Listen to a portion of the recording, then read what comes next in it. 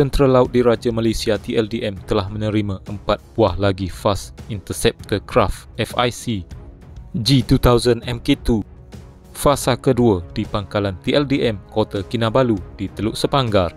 Majlis penyerahan keempat-empat FIC G2000 Mk2 di pangkalan TLDM Kota Kinabalu itu baru-baru ini telah disaksikan oleh Ketua Setiausaha Kementerian Pertahanan Datuk Lokman Hakim Ali. Majlis menandatangani sijil penyerahan keempat-empat FIC G2000 Mk2 itu telah disempurnakan oleh Pengarah Urusan Gading Marine Industry Datuk IR Jamalulai Muhammad Yatim dan Timbalan Setiausaha Bahagian Perolehan Kementerian Pertahanan Hazlin Slamat. FIC G2000 Mk2 dibuat dan dibekalkan oleh Gading Marine Industry Malaysia Sendirian Berhad. Syarikat ini sebelum ini telah menyerahkan 4 unit FIC G2000 Mk2 fasa pertama pada 11 Januari 2024, manakala baki 5 unit lagi dijangka diserahkan menjelang hujung tahun ini, menjadikannya keseluruhan 13 unit. Inisiatif ini akan terus memperkukuh tahap kesiagaan pertahanan dan keselamatan negara menurut kenyataan media sosial Kementerian Pertahanan baru-baru ini.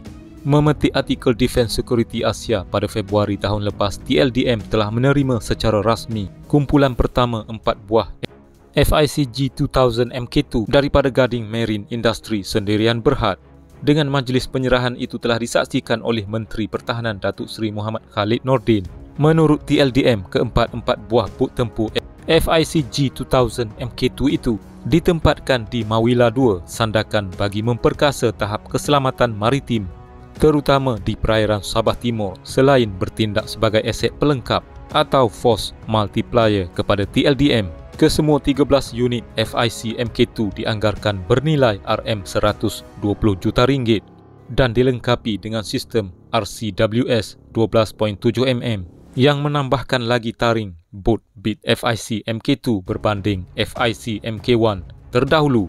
Kesemua bot tempur FIC G2000 Mk2 sepanjang 18 meter dilengkapi dengan Remote Control Weapon Station RCWS Escribano yang membolehkan penembakan senjata jenis Canik M2 Quick Change Barrel QCB, 12.7mm Heavy Machine Gun HMG secara automatik.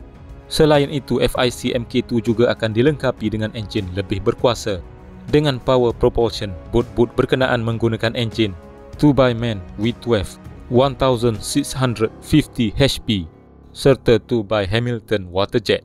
Penambahan kuasa kuda pada enjin FIC Mk2 itu membolehkan bot-bot sepanjang 18 meter itu berkemampuan mencapai kelajuan 52 knot sejam berbanding hanya 50 knot pada FIC Mk1.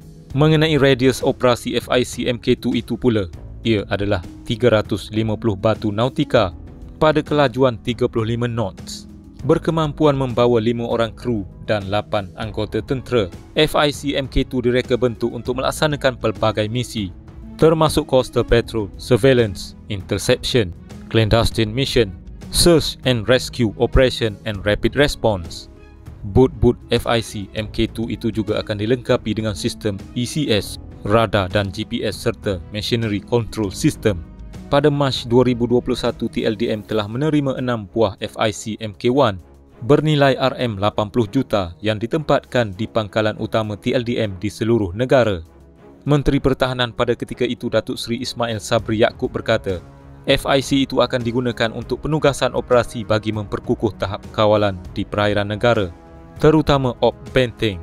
FIC itu dilengkapi dengan 2 jentera utama dengan sistem dorongan waterjet, berkemampuan mencapai kelajuan maksimum melebihi 50 knot dan dikendalikan 5 kru, serta mampu membawa sehingga 8 anggota Quick Reaction Force QRF pada satu-satu masa.